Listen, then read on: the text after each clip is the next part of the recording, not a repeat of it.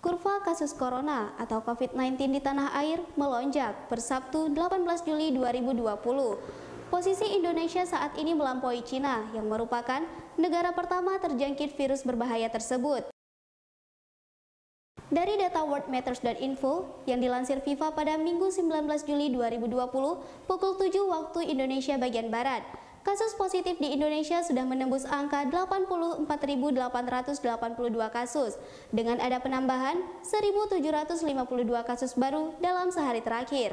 Indonesia kini menempati posisi 25 atau satu peringkat di atas Cina yang berada di peringkat 26. Sementara, dilaporkan angka kasus kematian sudah mencapai 4.016 orang hingga Sabtu 18 Juli 2020. Sementara, untuk Republik Rakyat Cina sendiri, saat ini tercatat ada 83.642 kasus positif. Dengan data itu, saat ini ada selisih 1.238 kasus positif antara Indonesia dengan Cina. Dalam sehari terakhir, Cina melaporkan ada 22 kasus baru, sementara tercatat 4.634 kasus meninggal dunia karena COVID-19 di Cina. Dikutip dari Telegraph, penyebaran COVID-19 di hampir seluruh negara di dunia diawali di Cina pada awal 2020. Dari laporan saat ini, virus ini sudah melanda Amerika Serikat, wilayah Amerika Selatan, Eropa, Asia, dan Afrika. Negara adidaya seperti Amerika Serikat pun masih menempati urutan pertama dalam jumlah kasus dan kematian akibat COVID-19.